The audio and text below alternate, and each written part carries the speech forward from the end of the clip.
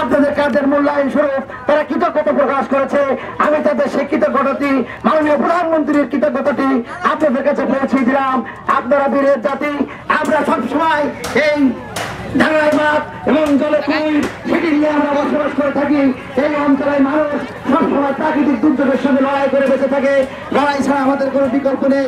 আমি জানি আমার সামনে যে ঘের মালিকদের ঘের ফেসে গেছে, এরা সকলে নিঃস্ব হয়ে গেছে, অনেকে পথে বসে গেছে, অনেকে আগামী দিনে কিভাবে এই ভেড়িবাঁধ নির্মাণ করে আমার তারা ঘেরে পুনর্মজুত করবে, আমার কিভাবে ঘের প্রস্তুত করবে সেই সংস্থান হয়তো নেই, কিন্তু আমরা মনোবল হারাবো না।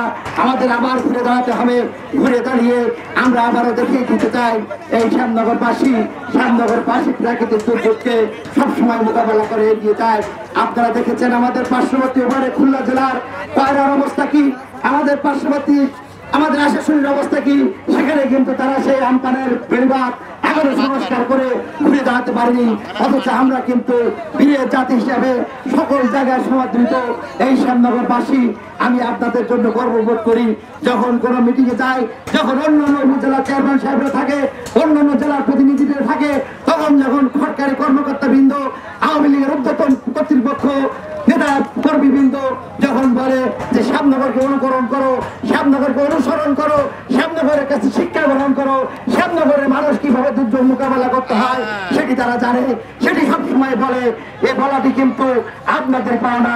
এই ধন্যবাদ, এই কৃতজ্ঞতাটা আপনাদের, কিন্তু এই দাবি, এই পরিশ্রমের ফল কিন্তু আপনাদের, কিন্তু আপনারা হয়তো সেই লেভেলে সেই অবস্থানে পৌঁছাতে পারেন না বলে সেটি আপনারা শুনতে পান না।